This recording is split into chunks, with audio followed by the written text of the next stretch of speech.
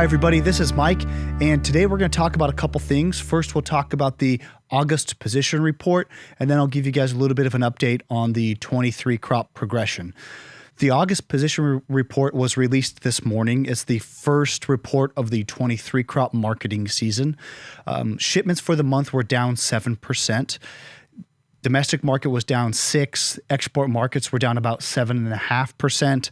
I think generally we can come to the conclusion that shipments really were down in August because of a lack of new crop availability.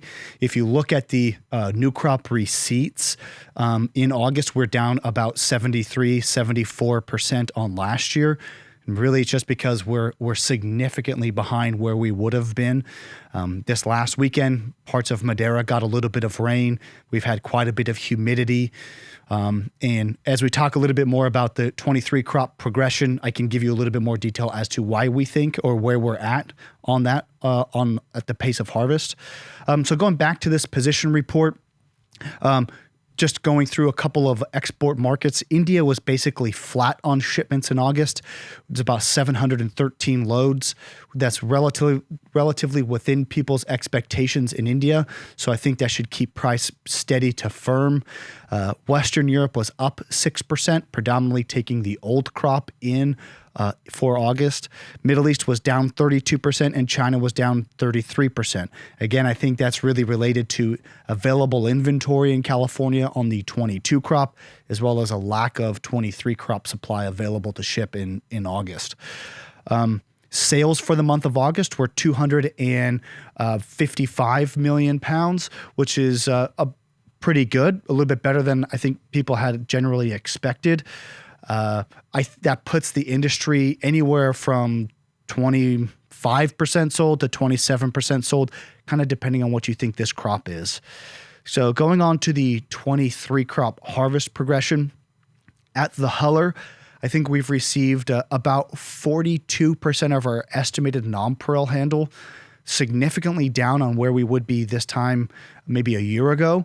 Lonnie, the manager at the huller, was quoting that we were 2,100 loads behind where we would have been this time last year. Again, I think that's due to maybe the mild weather that we had kind of pre-harvest season, as well as some of the early rains, as well as the most earliest rain or the latest rain that we've had, which was this past weekend. So a lot of things kind of adding up to a delayed harvest, seeing a lot of bread mold or hull rot in fields, seeing a lot of staining outside of that due to these rains that we've had. So at this point in time, we think we're going to be making significantly less in-shell than we did last year. On top of that, we are also seeing higher levels of insect damage. Our average right now is trending over 7% on the nonpareil that we've received, which is about 3 times higher than it was last year. So that, with staining, with bread mold, with high in edibles, really is going to lower the availability of in-shell going into the 23 crop. We are seeing a little bit of pollinators come into the huller. We've got a little bit of butte, wood colony, some aldrich, but relatively insignificant at this moment in time. Our turnouts right now are about 5% lower than they were at this time last year. And on a field-to-field basis that we've run through the huller, we're down about 34% so far.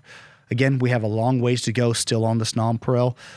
So I'm sure this data will change, but that's kind of what we know right now. And as we get through more of this nonpareil, we'll continue to keep you updated. Thank you. This has been Mike.